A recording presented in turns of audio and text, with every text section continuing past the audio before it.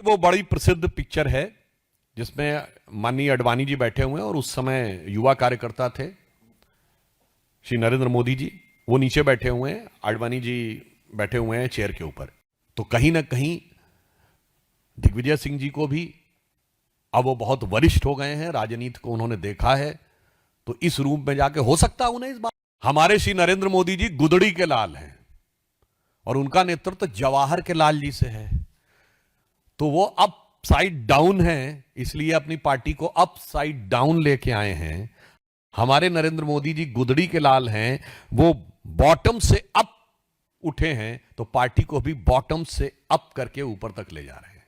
मित्रों, आज हम एक सर्वविदित परंतु बहुत गंभीर पक्ष की तरफ आपका ध्यान आकृष्ट करना चाहते हैं। सर्वविदित तथ्य यह है कि श्री राहुल गांधी जी यदा कदा विदेश यात्रा करते हैं और वहां पर वो सदैव भारत के प्रति व्यथित भी पाए जाते हैं, परंतु आज उनके पैतृक सलाहकार श्री सैम पित्रोदा, क्योंकि वो उनके स्वर्गीय पिताजी के भी सलाहकार रहे थे, और उनके वैचारिक मानस के निर्माता यानी who is his traditional family advisor and architect of his mindset and psychology, Mr. Sam Pitroda, in his interview yesterday, has inadvertently exposed the real face of Congress party. उन्होंने कल एक इंटरव्यू में कहा कि Congress party global progressive alliance नामक एक गठबंधन का हिस्सा है और उसी में भाग लेने के लिए राहुल गांधी जी जर्मनी गए थे। अब यह ग्लोबल प्रोग्रेसिव अलायंस एक ऐसे संगठन से जुड़ा हुआ है जो भारत विरोधी शक्तियों के साथ और भारत विरोधी बातों को स्थापित करने वाले अनेक संगठनों के नेटवर्क का हिस्सा है। इसी यात्रा के दौरान आपको पहले से यह बात पता है कि सेंट्रल यूरोपियन यूनिवर्सिटी कि प्रेसिडेंट कॉर्नेलिया वुल से वो मिले थे और स्पष्ट रूप से central European university George Soros की ओपन सोसाइटी फाउंडेशन से फंडेड है। अब सैम पित्रोदा जी से जब यह पूछा जाता है कि ग्लोबल प्रोग्रेसिव अलायंस का क्या संबंध है कांग्रेस से, तो वो स्वयं रहस्योद्घाटन करते हैं कि राहुल गांधी जी उसके प्रेसिडियम हैं और सैम पित्रोदा उसके मेंबर, यानी राहुल गांधी जी उसके अध्यक्षीय समकक्ष हैं और सैम पित्रोदा उसके सदस्य हैं। और मजे की बात वो कहते हैं कि 110 कंट्रीज का डेमोक्रेसी का ये अलायंस है। मैं सैम पित्रोदा जी और कांग्रेस के तमाम वरिष्ठ लोगों से पूछना चाहता हूं, भाई साहब 110 कंट्री दुनिया में हैं कौन से जिनमें स्थायी लोकतंत्र है? मैं पूछना चाहता हूं। 190 देश कुल हैं जिसमें 57 मुस्लिम देश हैं, स्थायी लोकतंत्र किसी में नहीं, 57 या माइनस। इसके अलावा कम से कम 30-40 देश राजतंत्र हैं ऑफिशियली, उनको माइनस कर दीजिए तो संख्या 100 के नीचे आ जाती है। बाकी डिक्टेटर रिजीम है। तो वेस्टर्न वर्ल्ड को छोड़कर ईस्ट में अगर आप देखें तो ऑस्ट्रेलिया, न्यूजीलैंड, जापान और भारत के अलावा कोई स्थायी लोकतंत्र नहीं है। तो पहले यह दिखाई पड़ता है कि लोकतंत्र के आवरण में यह कौन से देशों का समूह है जो लोकतंत्र के नाम के ऊपर वास्तविक लोकतंत्र के आधार भारत के ऊपर आघात करता हुआ दिखाई पड़ता है। Now I want a clear answer from the Congress party. Which are these 110 countries which you yourself says that there is a democratic alliance of 110 democratic countries? Because there are around 57 Muslim countries in which there is no vibrant, consistent democracy. They are either theocratic states or very weak, fragile democracies. Around 30-40 states still which are monarchies. There are significant number of countries which are dictatorial regime.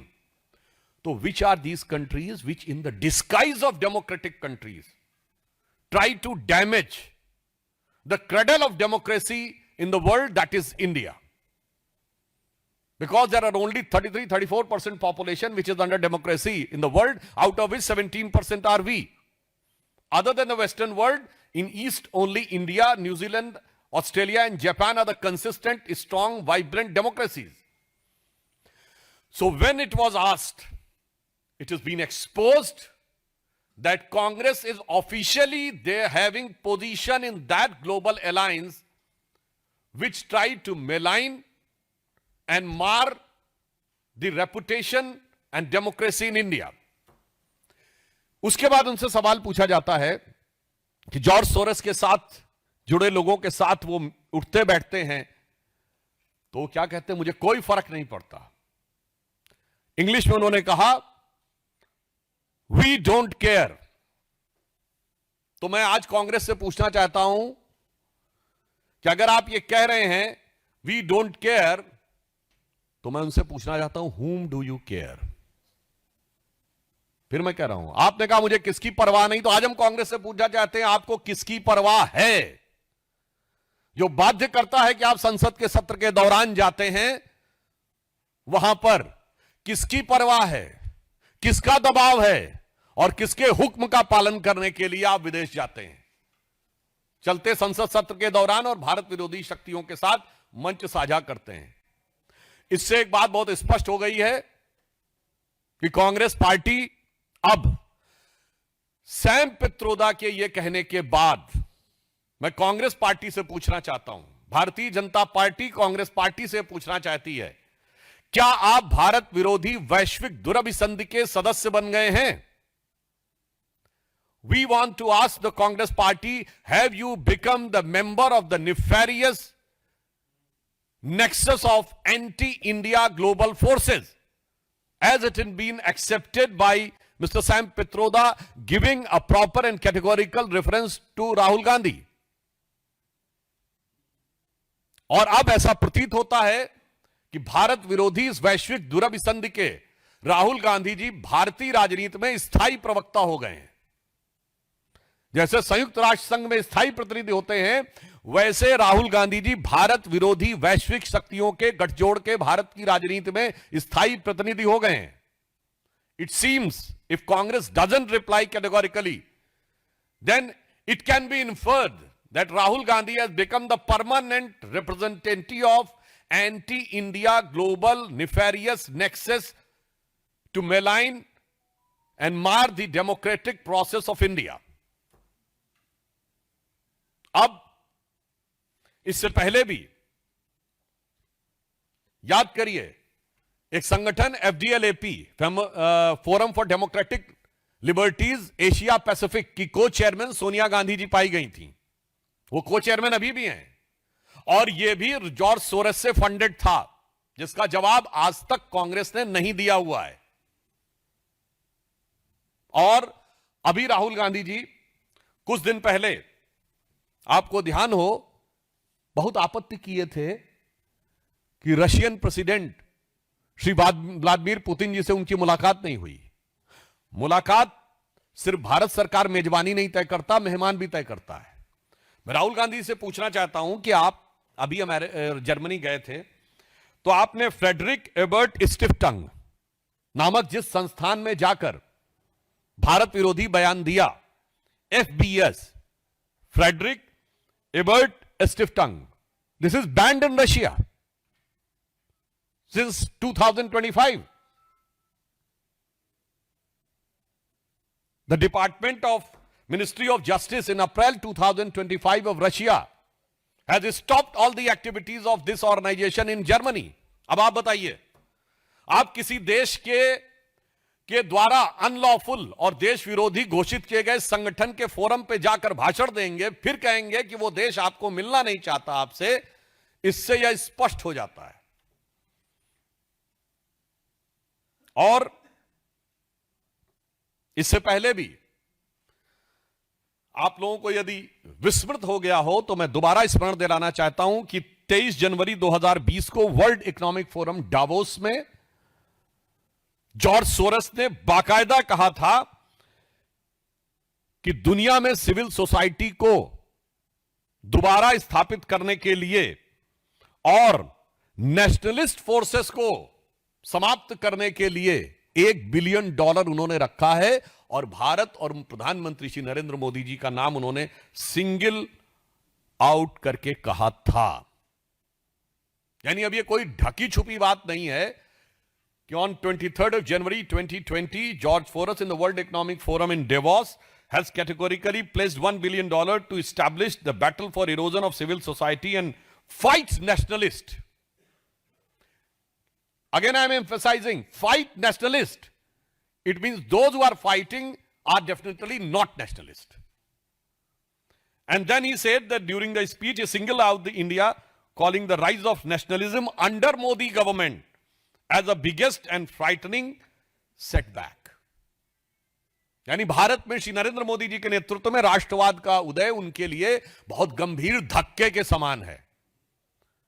अब इससे एक बात और स्पष्ट हो गई है कि राहुल गांधी जी को कांग्रेस और कांग्रेस पार्टी के द्वारा सत्ता प्राप्ति की समस्त संभावनाएं समाप्त होती नजर आ रही हैं। इसलिए सिर्फ वो भारत विरोधी विदेशी शक्तियों के आधार पर सत्ता पाने का दिवा स्वप्न देख रहे हैं।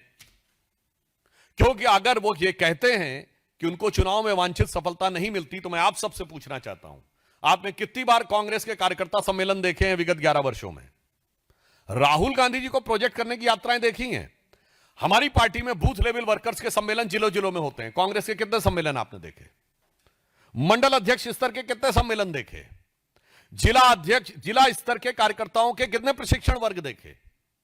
सांसदों का अभी प्रशिक्षण वर्ग 2 महीना पहले हुआ था। आप सबने माननीय प्रधानमंत्री जी की फोटो देखी होगी, वो पीछे की रो में बैठे हुए थे और युवा सांसदों को आगे करके उनके भाषण दिए गए, फिर ग्रुप में बात। ऐसा कोई कार्यक्रम देखा कांग्रेस के द्वारा? प्रधानमंत्री मोदी जी के जन्मदिन से महात्मा गांधी जी के जन्मदिन तक सेवा सप्ताह मनाया, भाजपा कार्यकर्ताओं को आपने सेवा करते देखा। कांग्रेस का कोई ऐसा कार्यक्रम देखा?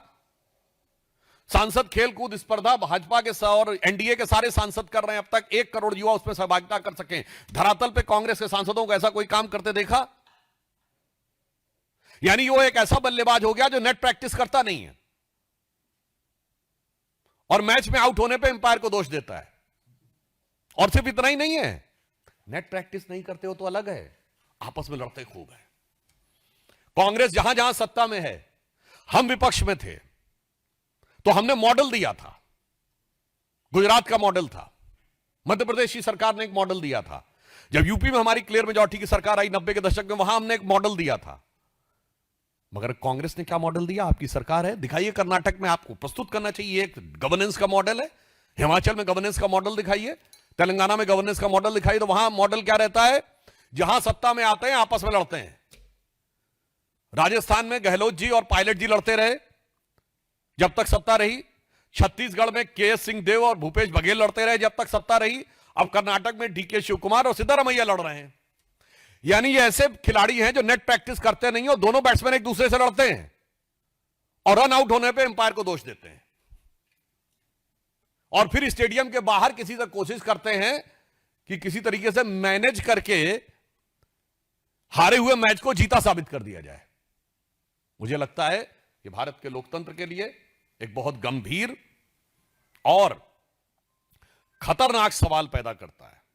इसलिए हम आज कांग्रेस पार्टी से पूछना चाहते हैं कि आपने जो ग्लोबल प्रोग्रेसिव अलायंस में राहुल गांधी जी के प्रेसिडियम होने और सैम पित्रोदा के सदस्य होने का रहस्योद्घाटन किया है, इस संगठन की भारत विरोधी शक्तियों के साथ जो संधि है उसमें कांग्रेस का क्या रोल है। और इसीलिए मैं विनम्रता से पूछना चाहता हूं, राहुल गांधी जी ने भारत की प्रतिद्वंदी देशों की बहुत बार तारीफ की है। उन्होंने कहा चाइना जो है बेरोजगारी से निकल आया है। चाइना में बेरोजगारी का डाटा अगर इस समय देखें 17% है, भारत में 5% है। चाइना ने पिछले महीने रियल एस्टेट सेक्टर का डाटा देना बंद कर दिया है, सेल्स का। मगर आज तक उन्होंने भारत के समर्थन में एक भी बयान नहीं दिया। चलिए ठीक है, आप विदेश जाते हैं, यूएस कांग्रेस में इंडिया कॉकस भी है, यानी भारत के समर्थक सांसदों का समूह। कितनी बार आप उनसे मिले? कितने चेयरमैन से मिले हैं आप उनके? भारत के समर्थक थिंक टैंक्स जो हैं, मैं थिंक टैंक्स का नाम लेके उनको कैटेगराइज नहीं करना चाहता, मैं खुद गया हूं ऐसे थिंक टैंक्स में 2-3 बार। भारत के समर्थक माने जाने वाले थिंक टैंक्स में राहुल गांधी ने कितनी बार शिरकत की है? भारत समर्थक सांसदों से, भारत समर्थक उद्योगपतियों से, भारत समर्थक विचारकों से कितनी बार मुलाकात की है? हमेशा भारत विरोधी शक्तियों के साथ ही मुलाकात करते हैं। इससे यह समझ में आता है कि इनके मन की जो भावना है वो इस समय कांग्रेस पराजय से कुंठाग्रस्त है, तो वो कुंठाग्रस्त भी है, घुसपैठिया परस्त भी है, और वैसे लस्तपस्त है, और विपक्ष से भारत विरोधी शक्तियों का समर्थन पाने के लिए आश्वस्त है। तो आज मेरा कांग्रेस से मानना है कि वो इस विषय पर अपने संबंध को स्पष्ट करें, और अगर आप नहीं करेंगे तो याद रखिए देश की जनता बहुत प्रबुद्ध है और वह बात बहुत गंभीरता से देख रही है। जिसे कहते हैं जो चुप रहेगी जुबान खंजर तो लहू पुकारेगा आस्तीन का। जनता हर चीज को देख रही है, बहुत गंभीरता से देख रही है, और एक एक राज अब पर्दाफाश होता हुआ नजर आ रहा है। अब देश के सामने कहीं कोई कंफ्यूजन नहीं रह गया है। दो ही ताकतों के बीच में देश में मुकाबला है, एक जांचे परखे खरे प्रधानमंत्री श्री नरेंद्र मोदी जी के नेतृत्व में विकास, अंत्योदय और राष्ट्रवाद के महामेरु की तरह खड़ा हुआ भारतीय जनता पार्टी और एनडीए का गठबंधन, दूसरी तरफ लगातार पराजय का रिकॉर्ड बनाते हुए कुंठाग्रस्त घुसपैठिया परस्त पार्टियों का गठबंधन लेकर फ्रस्ट्रेशन में भारत विरोधी शक्तियों के साथ भारत के कमजोर करने का दिवा स्वप्न देख रहा इंडिया गठबंधन। धन्यवाद।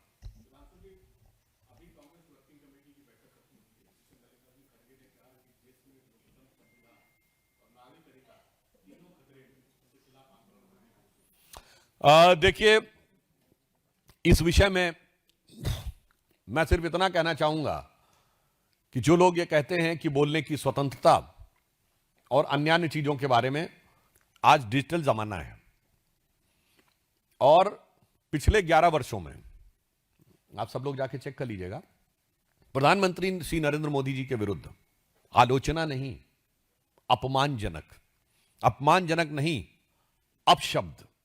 अपशब्द नहीं, भद्दी गालियां नहीं, मौत की कामना करने के बयान देकर भी जलवाए जलाल के साथ लोग राजनीति कर रहे हैं और उसके बाद हमको भाषण दे रहे हैं। मैं पुनः कहना चाहता हूं, खड़गे जी, आपके राज्य में तो स्थिति यह है कि सीएम बदलने की बात आती है और राष्ट्रीय अध्यक्ष होकर आपके मुंह से निकल जाता है कि हाईकमान तय करेगा। तो आप अपने राज्य में तो निर्णय लेने की स्थिति में नहीं हैं, आप लो कमांड हैं, तो हाई कमांड को आप डिक्टेट नहीं कर सकते हैं। तो मुझे लगता है देश को प्रवचन देने से बचने का प्रयास करना चाहिए। आत्मावलोकन करिए, आत्म प्रवंचना नहीं, सेल्फ इंट्रोस्पेक्शन करिए, सेल्फ डिसेप्शन नहीं।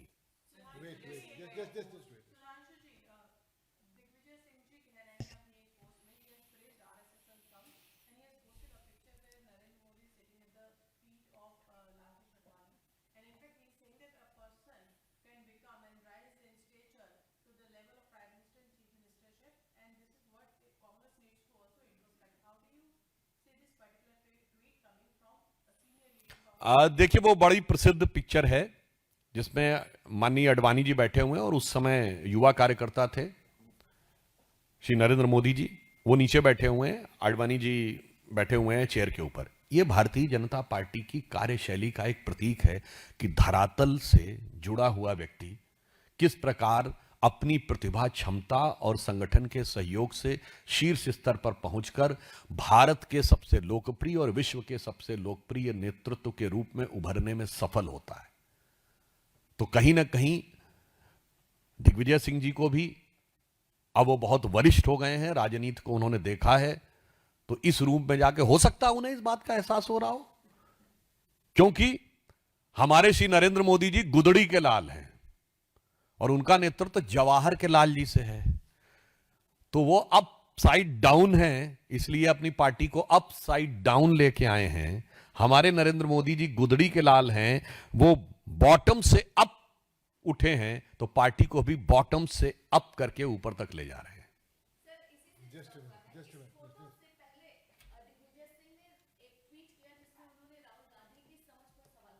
मुझे लगता है ये कांग्रेस का अंदरूनी मामला है, उसमें कोई बहुत महत्वपूर्ण बात नहीं है। आपने जो सवाल किया इस पे मुझे एक चीज और ध्यान आ गई। राहुल गांधी जी की समझ पे सवाल दिग्विजय सिंह जी ने नहीं उठाया है। बैरक ओबामा ने अपनी किताब द प्रॉमिस लैंड में चैप्टर नंबर 24 में लिखा है, and I quote, Rahul Gandhi has a nervous uninformed quality about him as if he were a student who's done the coursework and was eager to impress the teacher but deep down lacked either the aptitude or the passion to master the subject. यानी वो एक ऐसे छात्र की तरह हैं जो अपने टीचर को प्रभावित करने की छटपटाहट में बहुत कुछ भाव भंगिमा तो दिखा रहा है, पर वास्तविक ज्ञान और गंभीरता का उसमें अभाव है। अब यहां पर मैं एक और बात कहना चाहता हूं।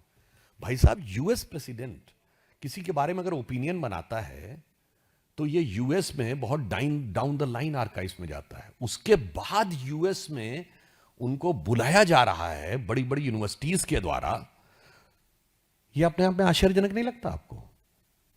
मतलब ये तो अमेरिकन सिस्टम के लिए मैं पूछना चाहता हूं, उनके लिए एक फूड फॉर थॉट है मेरा, and I want to put for a food for thought for American establishment. If your president has this type of opinion about a person, then how he can be allowed and how he was invited for Ivy League universities to give an objective view, and the view can be considered objective. This questions the objectivity and neutrality of the entire foreign visits of Rahul Gandhi.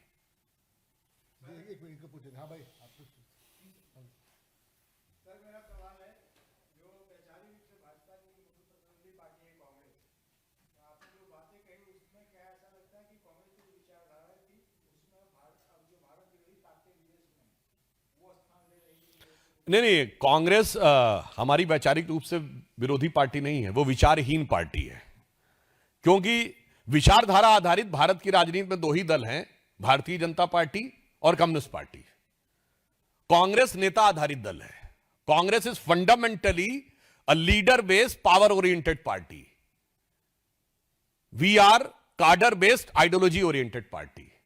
तो विचारधारा वाली party हम हैं, और उनकी विचारधारा इस समय एक है, जैसे पानी के बगैर मछली छटपटाती है, वैसे सत्ता के बगैर कांग्रेस छटपटा रही है। और यह बात मैं ऐसे ही नहीं बोल रहा हूं। 2014 में उनको लगा था कि तुक्का लग गया, 19 में तो हम आ जाएंगे। आपने देखा होगा 19 के बाद छटपटाहट बढ़ी है। ये जॉर्ज सोरस का बयान मैंने जनवरी 2020 का कोट किया है। और 24 के बाद वो छटपटाहट तड़फड़ाहट में बदल गई है। तो उनकी विचारधारा सत्ता है, हमारी विचारधारा राष्ट्र की महत्ता है।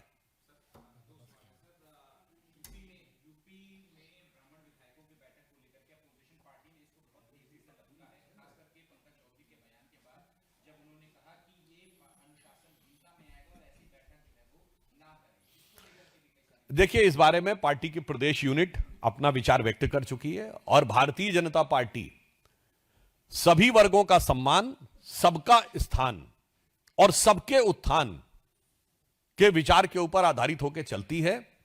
और जो पार्टियां जातियों का नाम लेकर जातियों को अपमानित करने के भाव से राजनीति करती हैं, याद करिए बिहार में लालू प्रसाद यादव जी का फेमस डायलॉग होता था, भूरा बाल साफ कर रहा हूं, तो 4 जातियों का नाम था। गुजरात में माधव सिंह सोलंकी, खाम, KHAM 4 जातियां। हरियाणा में अजगर 4 जातियां।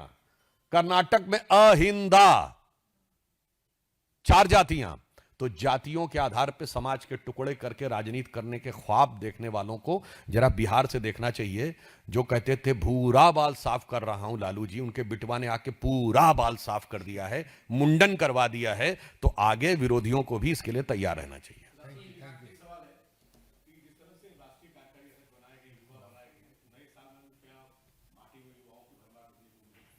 ये हमारे केंद्रीय नेतृत्व का प्रोरोगेटिव है और आपको देखने को मिलेगा जैसे समय समय पे एक से एक प्रभावी नेतृत्व भारतीय जनता पार्टी से मिलना। और वैसे एक मैं आपको बात बता दूं, मैं आप सबके लिए कहता हूं, पार्टियों में अंतर क्या होता है।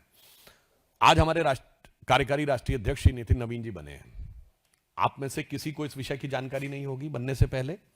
जब श्री नड्डा जी बने थे 2-3 साल पहले, किसी को क्या जानकारी थी क्या? श्री अमित शाह जी बने उससे 2-3 साल पहले, किसी को जानकारी थी?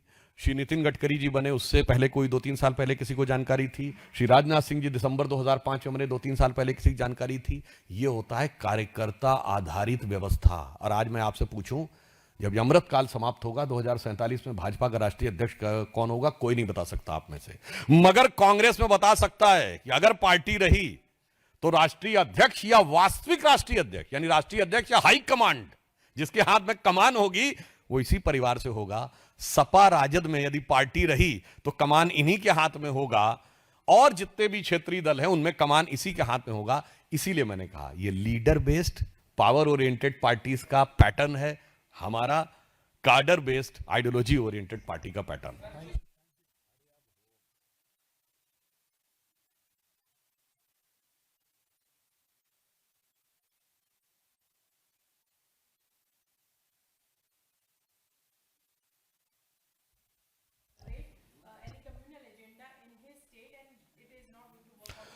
Those government whose ministers officially has used this type of dastardly statement that eradication of Sanatan Dharma was a well thought of conference, and they have audacity to say that they want to have a communal harmony in the country, and moreover that the next day Hindu Dharma is a virus, it is a corona, and they want to create hatred among the states. What type of dastardly statement was given by DMK minister about the Bihar people? We do not consider any work as low or mean. What he has said कि बिहार वाले लोग यहां पर toilet साफ करने के लिए आते हैं. And not only this, you remember in 2023 when BJP won Rajasthan, Madhya Pradesh and Chhattisgarh, there was a statement by DMK minister कि BJP सिर्फ गोमूत्र के राज्यों में जीत सकती है. So I would like to convey it through you to Mr. Stalin that you want to create a disharmony among states by using the word कि BJP गोमूत्र के राज्यों में जीत सकती है.